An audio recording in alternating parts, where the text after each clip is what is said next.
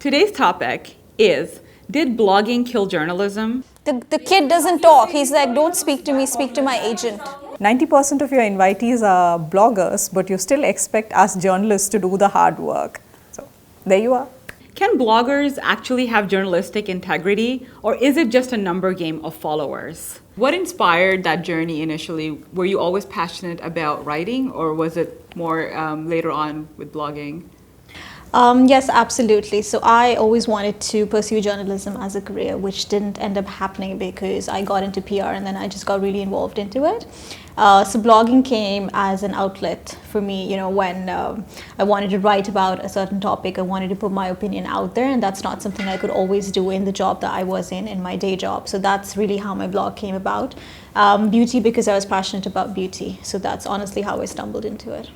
According to you, what do you think is the biggest stereotype people have about bloggers that's not true? I think now it's to do with the following, the reach that bloggers have. You get a lot of criticism saying that, it's another blogger, or she's probably bought her followers, bought her likes. That might be true in the case of a lot of bloggers, or I would say influencers today, but it's definitely not everybody. So I would say, that's one of the biggest. And how do you actually prove to a client or to somebody who's questioning the authenticity of your followers? Is there something that you can show them that proves? Yes, there definitely is. So what we call in our field is doing an audit. So whenever we are, say, pitching a certain blogger for a campaign that the client is having, we go and do a thorough analysis of their posts. So we don't just look at one or two posts on their feed that have popped up, but we go back weeks and months well in advance to see the kind of content they are creating. Do they have a certain theme that they follow? What is their engagement like? Does it change from post to post? What is the biggest difference between a journalist and a blogger? I think bloggers are known more by their social media presence, their instant posts on Twitter and Instagram or whatever platform they work on. Whereas journalists are known more for researched articles and the content they put out, where we do hardcore interviews and we research our facts and data and take sometimes months working on an article. So it's more about in-depth content. Whereas bloggers are more like instant content put out there from events they went to, or some products that they like, or food reviews and things like that.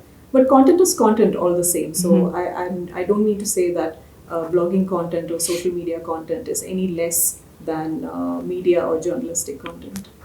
Another thing I wanted to touch upon was media itself. I know there's a wave of change happening.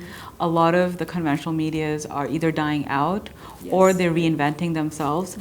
What are your top tips to journalists to prepare themselves and to media houses? I think the future is facing us pretty starkly in our face already. The only way to survive is to change.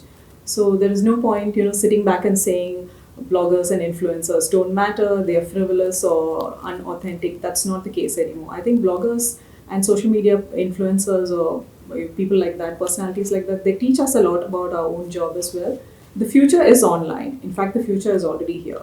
So, as you know, a lot of newspapers and weeklies closed down last year, this year in fact. And this year as well. A couple of years it started and then it's just been one after the other. And it's hit the UAE as well. It's not just the American media or the Western media. So you will see more print media closing down here. So you either get online and branch out and diversify and do as much as you can in these different areas like social media, blogging, LinkedIn, videos, live feeds, all the different aspects of it, rather than sit back and say, no, we are the best, or our content is the most authentic because it's researched and backed up by facts and figures or interviews. That's not the case. You need to embrace everything that's out there and cater to the younger crowd. What are your tips to bloggers to further enhance their writing skills and content? Take some time out to study industry skills, maybe do a short media course, an online journalism course. There's lots of even free courses out there.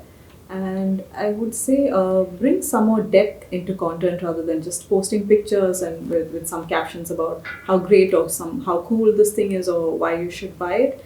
I think there should be more research and data provided from their side. I do see some bloggers here who are actually doing data mining practices in their work and actually curating all their followers' opinions and responses to things and creating new information out of that. Okay, so maybe they find out from their followers which product or which item on the food menu is most popular at this restaurant and why. Okay, they don't just say this is the thing to have at this place, or you need to try out this drink or this item. It's why, and why it's more popular, and with which age groups and which segments of society and things like that. Thank you so much, Mary. Thanks, Zareen.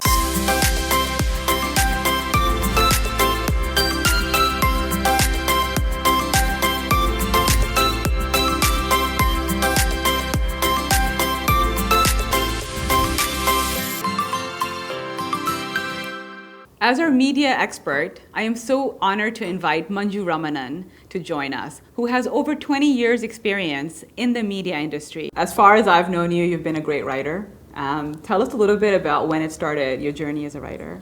Well, writing began about 20 years ago. That sounds ancient.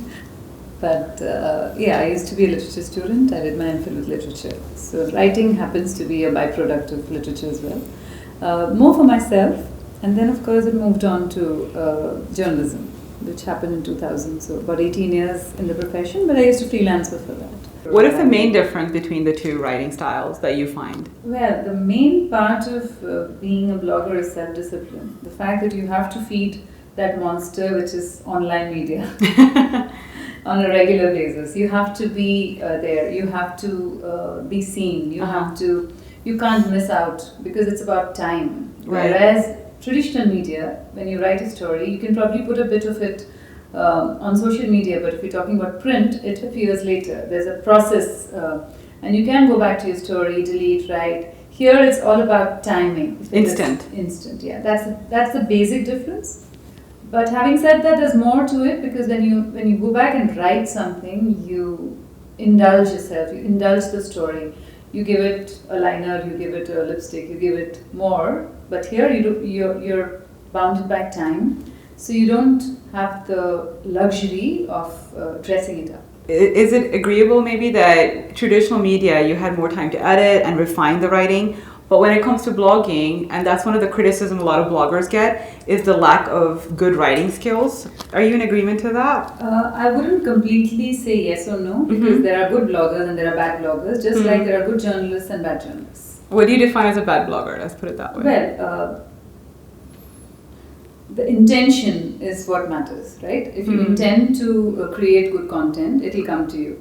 So you might be a little lax in language or maybe bad with photographs, but if you intend to put a good story together, finally that works out. The same is for a journalist as well. And then you learn on the way. These are skills that you develop, technical skills, but if your intent is correct, intent is to promote or whatever is your intention. It could be about your passion that you're following, it could be about food, beauty, all of it, everything, travel. The way you present it and the way you might be a little lax in the way you present it, but if you intend to do the right thing and create a new kind of experience, that is, for me, that's what I look at in a blogger or a journalist. The use of language, the use of words are means to that intent. Right. And the way they story tell. Yes. So that for me is a good or a bad or a novice or a learner or a somebody who's just a wannabe or somebody who would want to be there because of the freebies. There are reasons. The intent is what I would look at when I look at writing, or I would look at content creation. Yeah. When we bring up bloggers in front of journalists, there's a little roll of the eyes, frown. What is one of the one things that annoyed you when you were a journalist about bloggers? Well, I can't generalize again. But a lot of journalists do not like bloggers, or probably are very cynical about bloggers, because they've taken a lot of time to reach where they are. I'm talking about editors and people in high positions who have worked every day for those many hours at a job, not got the stories, chased, have been part of the riots, have burnt themselves, have been almost bombed. There have been thousands of ways in which you reach to get that story. And it takes a lot of effort to be a journalist. It's not as simple as it looks like. It's a full-time job. It's a 24-hour job. Every minute of your life you dedicate to writing. And it's not just those 2 hours or the 3 hours that you see that are reported is your life. So the entire feeling is we work, it's a profession. Writing is a profession. It is not like, ye to koi bhi likh sakta hai, or I can write, anyone can write this. It's really about, can you write 10,000 words every day for 10 years of your life? Then you become a writer. It's not something that I indulge in just because I can write. Everybody can write, like everybody can cook, or anyone can cook. But it takes refinement, it takes work, it takes effort to reach to a level of writing which is more communicative, which is above biases, which is above, it talks about progressive thought. For that, you need to be a journalist or a writer who has dabbled into these areas to reach where and to get into a refined space. Not necessarily that a blogger, I'm not again generalizing this because many journalists are bloggers. Yeah. And maybe not all bloggers are journalists. That's true. So that is the difference. And I feel that more than bloggers, there are a lot of cloggers who clog social media to such an extent, which is why they are cynical. Journalists are cynical about the cloggers and not the bloggers. Do you think the demand in the market at the moment creates walking billboards?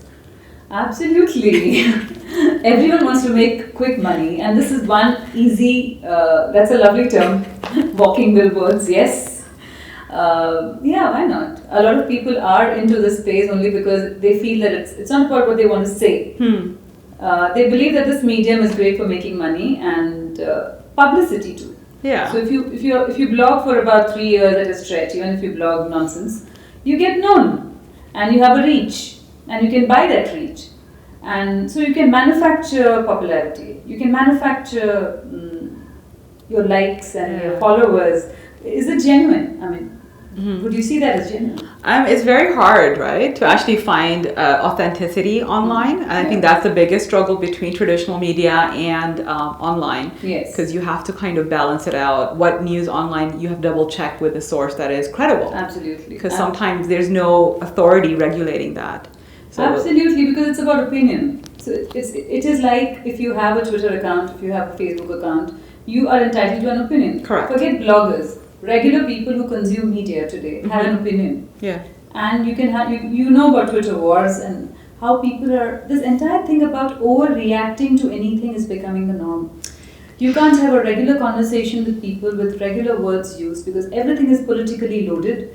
Everything has another meaning that somebody reads into. And you have to say, no, I didn't mean X, Y, Z, but I meant A, B, C, and D, and not E. And then you're just talking about, there's anything there, and you have opinions, people have to have opinions. I think there's so much of angst in society today. You have to have an opinion. You can't shut up and say, okay, I don't want to say anything here. That is the problem, and bloggers add to it because they are also part of the same, but they have more following. Yeah. And you don't know political leanings, you don't know the personality of the person who's influencing you. That is why it becomes dangerous. So, from your point of view, what kind of advice would you give young writers at the moment who are aspiring to become journalists or even bloggers? Consume media, read everything. Progressive thought is important. It is one of the most important premise of writing. You cannot endorse a thought which is already being worked upon over the years by people and say that is okay. Get your facts correct. I think it's more important to have an unbiased and non-judgmental point of view when we're looking at content, and not fixing it in a certain way, and then because you have the fame and the following, you should have more responsibility towards what you're writing. That's true. And that is what I would say is responsible writing. And social responsibility is important. Absolutely. Thank you so much, Manju. Thank you very much.